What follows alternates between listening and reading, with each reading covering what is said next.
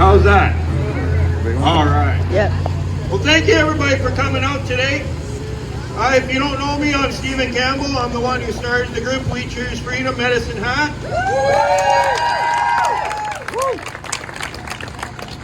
I've been on the front lines of the freedom movement for about 20 months. Going on what, 2 years now? Who would have thought, right? Can you believe that? When Justin Trudeau said 2 weeks to flatten the curve, I knew we were in trouble. And I need to get out there and stand up against government control. Did he really mean 2 years to flatten the curve? Right? Just 2 years, close your business, everything will be fine. Don't visit Grandma and Grandpa for 2 years. Don't go to church for 2 years. Don't pray for 2 years in your place of worship. How about just say no? Should our government officials inflict harsh mandates and restrictions upon the people for your safety? No! These mandates and restrictions have caused division across the globe and they need to end now.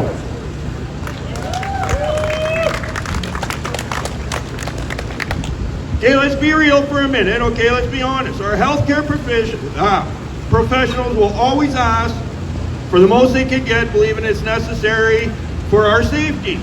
And if they didn't ask for everything they could get, they wouldn't be doing their job properly. But this doesn't mean that all they ask for should be followed 100% without question or scrutiny.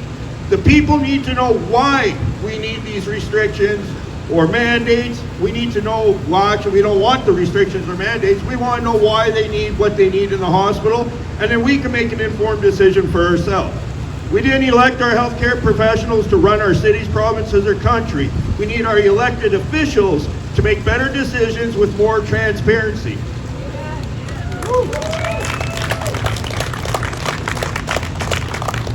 Speaking of that, we got a federal election on September 20th is the date? What do we got? We got Justin Trudeau who actually believes he's going to get a majority government on this election. Boo is right. Yeah, I don't think he will. I believe he's going to lose. But then we got O'Toole, who's what, a closet liberal, right? He's not much better. But we do have Maxime Bernier with the People's Party.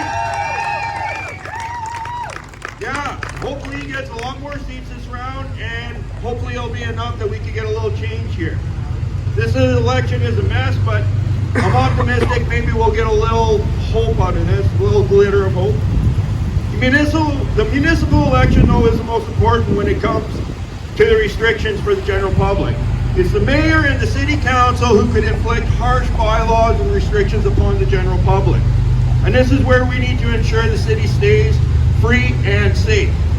We can have both a safe community and live freely amongst each other without scrutiny. When I started this group, I didn't expect to get it this big, right? I didn't expect to still be going 2 years later, going on 2 years, but we are. And it's pushed me to follow my passion of politics and run for city council. Some I've always wanted to do in the future, but I see the need to do it right now. The system is broken and we need to fix it. And this pandemic has shown everybody that it needs to be fixed. We need to ensure our elected officials will always work for the people that elected them. We can't have bylaws forced upon the people that violate the Charter rights and freedom. This puts our police force in an unfair predicament. Our Medicine Hat police force through all of this has been amazing here in Medicine Hat, haven't they? Yes, they chose to educate instead of fines and court dates.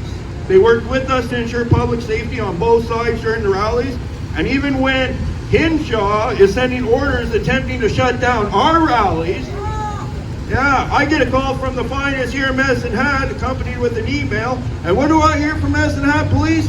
It's your right to protest. Yes, let's give them a big hand. We have lost so many freedoms we took for granted over the past year and a half, but we fought and took some back. Now it's the vax passport. How many of you conspiracy theorists out here called that one? Woo! I think we conspiracy theorists predicted everything right with at least 90% accuracy through this whole pandemic. I'm proud to be a conspiracy guy. Aliens are real. Rallies work. Don't let anybody tell you these don't work. We get great coverage mostly.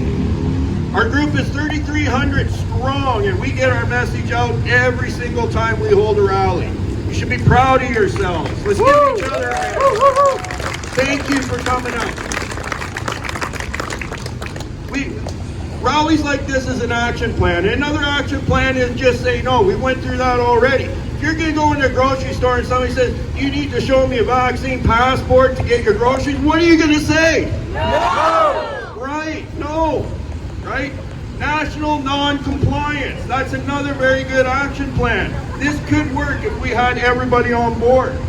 But this might take another year of lockdowns before we can get anybody on board. But we must keep pushing for it. It's not something we should be lax on. But what we need to do right now is we need to take control. We need to hold our elected officials accountable now. We need to vote in responsible people who will stand for us now. In the movement, there are many people like myself. You will meet a couple today. This is the best action plan I know of to continue. This is why I'm doing what I'm doing. This is how we can make real change and ensure our freedom, so we don't forget, so don't forget to vote for me. And don't forget to vote yes to end equalization on that ballot. That's important. So there's one other thing we need to talk about, and this one's important. I think the biggest casualty of this entire pandemic overall is the division of our society. Friends, neighbors, family, all arguing, splitting up, fighting, it's disgusting. Tattletale hotlines, are your neighbors watching you? Internet trolls, fake accounts, harassing, threatening people. Anybody who dares to speak their mind has to put up with that. Domestic abuse, mental health crisis on the rise. Actual fistfights over a mask. All from government-inflicted lockdowns, mandates, and restrictions. If we don't end the division amongst ourselves, we'll always have the government controlling us. Do we really want to fight with our friends, family, neighbors, or complete strangers over masks or vaccines? I think we should come together and end the government and media control of our lives. I think we owe it to our children and grandchildren to come together to end the division. We should all agree that government control is not the way to fight a pandemic. If we come together, we can end the government control of our lives. Thank you.